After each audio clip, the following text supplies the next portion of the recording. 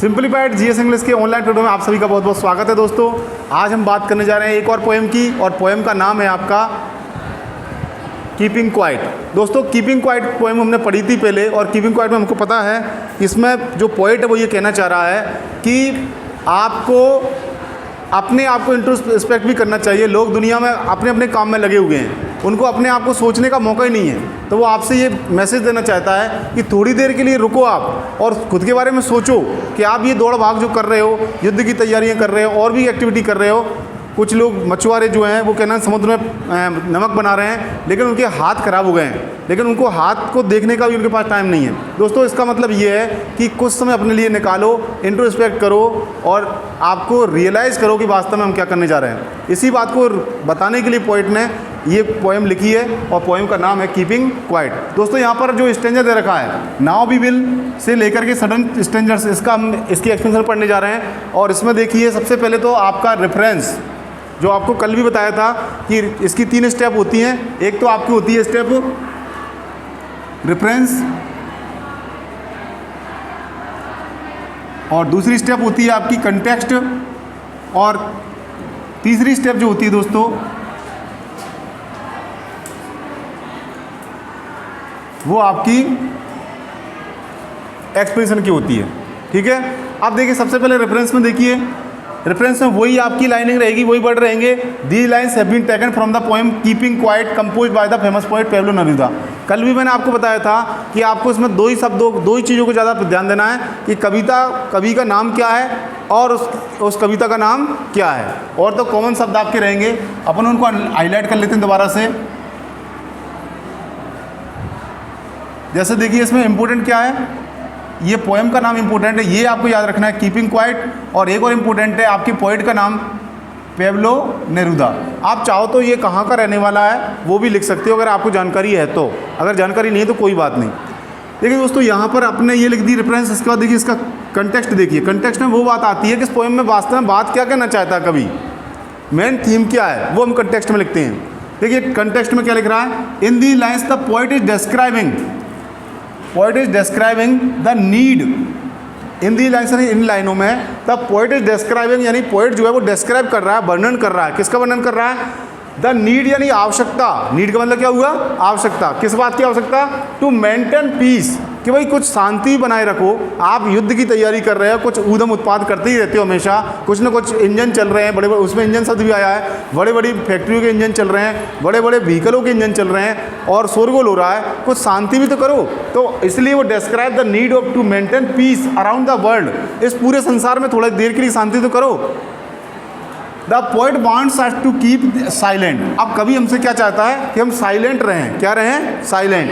And not harm anyone. यहाँ पर एक नया शब्द आया है, अगर आप न जानते हो तो हार्म का मतलब होता है नुकसान पहुँचाना। हार्म का मतलब क्या होता है? नुकसान पहुँचाना। किसी को नुकसान ना पहुँचाएं, ये हमको इसमें बात बताई गई है। दोस्तों अब जो है इसका जो शेष हिस्सा है वो और देखेंगे हम।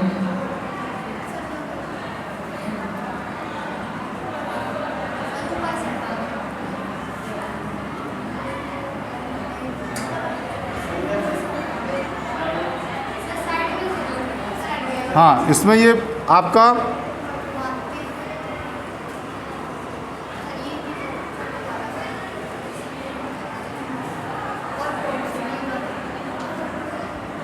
इसमें ये कीपिंग क्वाइट वाली जो पोएम है उसका एक शेष पार्ट इधर है आपकी एक्सप्लेनेशन का, वो देख लेते हैं। अब देखिए इस पोएम में इसको थोड़ा हाईलाइट कर लेते हैं मन, जिससे आपको अलग दिखाई दे, क्योंकि ये थोड़ा रफ ड्रॉ हो रहा है। तो मैं इसको पूरे को अंडरलाइन कर रहा हूँ ताकि आप अलग से समझ पाएँ कि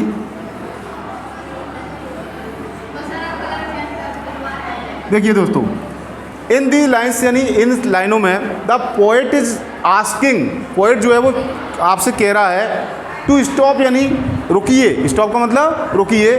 डूइंग एनीथिंग, कि आप कुछ मत करो। डूइंग एनीथिंग का मतलब कुछ मत करो, कोई भी काम मत करो, ये आपसे वो कहना चाहता है। We should not speak and keep calm for a while. Keep calm का मतलब शांति बनाए रखना, फॉर ए वाइल का मतलब थोड़ी देर के लिए। वो फॉर ए वाइल का मतलब क्या हुआ? थोड़ी देर के लिए। थोड़ी देर के लिए तो शांति बनाए रखो। We should not speak any language, वो ये कहना चाहता है हम किसी भी लैंग्वेज में बोलेंगे नहीं हम। बहुत सारी लैंग्वेज बोलते हैं, भाषाओं के लड़ते रहते हैं, आप कोई सी लैंग्वेज नहीं बोलेगा बिल्कुल भी। और क्या होगा, लैंग्वेज डिवाइडर्स, क्योंकि लैंग्वेज जो है वो हमको बांटती हैं आपस में, इंसान इनको इंसान से दूर करती हैं। This peace will unite all of us. अब जब ये शांति हो जाएगी तो आप सब क्या हो जाएंगे, आपस में इकट्ठा हो जाओगे, एकजुट हो जाओगे, है ना। We should stop harming others. हमको हार्म का मतलब अभी बताया था, हार्म का मतलब नुकसान पहुंचाना, हमको नुकसान पहुंचाना बंद करना चाहिए। आगे क्या है, there would be no noise produce by engines. अब किसी प्रकार का इंजन का कोई शोर नहीं होगा, एंड अदर मशीन्स, और दूसरी मशीन का भी कोई शोरगुल नहीं होगा। देयर वुड नो रस, कोई दौड़ भाग नहीं होगी, कोई भीड़ भाड़ नहीं होगी, कोई दौड़ भाग और कोई भीड़ भाड़ नहीं होगी, है ना। We all will be united in silence, और हम शांति में बिल्कुल शांत हो जाएंगे, सब इकट्ठे हो जाएंगे शांति में। This moment will be strange, लेकिन ये क्षण बड़ा अटपटा होगा, ऐसा हमने कभी देखा नहीं है। जब पहली बार ऐसा होगा तो ये हमारे लिए मोमेंट बहुत ही कैसा होगा, स्ट्रेंज होगा, अजनबी, अटपटा होगा, एंड स्पेशल फॉर अस, और हमारे लिए बहुत ही विशेष होगा। दोस्तों ये छोटी सी एक्सप्लेनेशन थी और छोटा सा वीडियो है, लेकिन आपको ये इंपॉर्टेंट बात इसमें ये बताई गई है कि ये 6 नंबर की आती है, और अगर आप इसको अच्छे तरीके से तैयार कर लेते हैं तो एग्जाम में आपके 6 नंबर पक्के हो जाएंगे। दोस्तों आज के इस छोटे से वीडियो में आपको हमने ये बताया था, अगले वीडियो में हम कोई और पोएम लेकर के आएंगे और आपको उसका एक्सप्लेनेशन करेंगे। Thank you very much.